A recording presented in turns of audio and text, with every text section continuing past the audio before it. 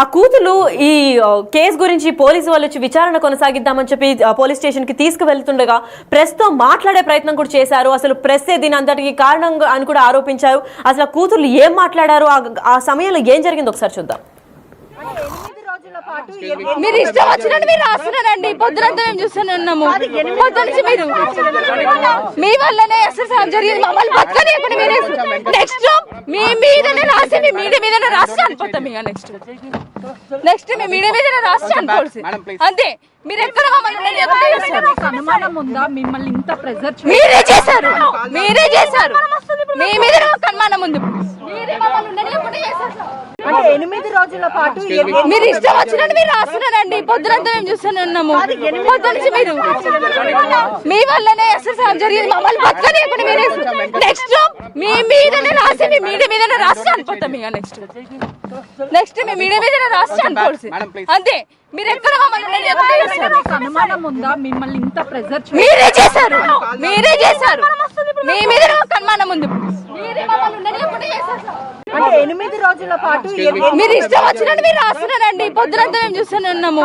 పొద్దునుంచి మీరు మీ వల్లనే అసలు జరిగింది. మమ్మల్ని బతకలేకుండా మీరు నెక్స్ట్ మీ మీదనే రాసి మీ మీడియా మీదనే రాసి అనిపోతాం. ఇక నెక్స్ట్ మీ మీడియా మీదనే రాసి అనుకోవాల్సి అంతే. మీరు ఎక్కడ అనుమానం ఉందా? మిమ్మల్ని ఇంత ప్రెజర్ మీరే చేశారు. మీ మీద అనుమానం ఉంది. అంటే 8 రోజుల పాటు మీరు ఇష్టం వచ్చినట్టు మీరు రాస్తున్నారండి. పొద్దునంతా మేము చూస్తూనే ఉన్నాము. పొద్దునుంచి మీరు మీ వల్లనే అసలు జరిగింది. మమ్మల్ని బతకలేకుండా మీరు నెక్స్ట్ మీ మీదనే రాసి మీ మీడియా మీదనే రాసి అనిపోతాం. ఇక నెక్స్ట్ మీ మీడియా మీదనే రాసి అనుకోవాల్సి అంతే. మీరు ఎక్కడ అనుమానం ఉందా? మిమ్మల్ని ఇంత ప్రెజర్ మీరే చేశారు. మీ మీద అనుమానం ఉంది.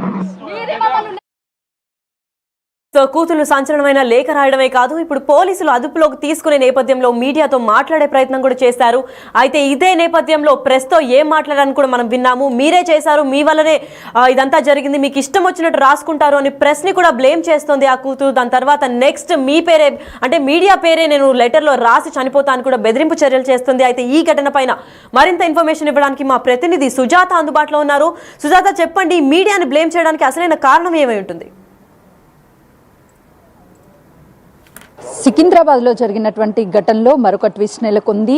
సూసైడ్ చేసుకుంటున్నాము, మా సూసైడ్కి కారణము మా మైనమామతో పాటు పోలీసులు, ఇంటి యాజమాన్యులు మొత్తం కూడా కారణము అని చెప్పేసి సూసైడ్ లేఖని రాశారు. వాళ్ళు ఇప్పటికే డిప్రెషన్లోకి ఉన్నారు. ఒకవైపు తల్లిని కోల్పోయారు, తండ్రిని కూడా మేనమామే దూరం చేశారు, చిన్న మేనమామని కూడా పూజలు చేసి చంపేశారు అని చెప్పారు. కొద్దిసేపటి క్రితమే ఇక్కడ ఇష్యూ జరగడంతో పోలీసులు వాళ్ళని తీసుకువెళ్లే ప్రయత్నం చేశారు ఇక్కడ నుంచి. అప్పుడు మీడియాతో మాట్లాడుతూ ఎవరికి ఇష్టం వచ్చినట్టుగా వాళ్ళు మీడియాలో రాసుకుంటున్నారు. క్షుద్ర పూజలు లేకపోతే ఈ మరేతర పూజలు చేసి మా తల్లిని మేమే కోల్పోయాము అని చెప్పేసి ఇష్టాను ప్రకారం ఎలా రాసుకుంటారు, మేము కూడా చనిపోతాము, మా చావుకి మీరే బాధ్యత వహించాలి అంటూ సంచలన ఆరోపణలు చేశారు.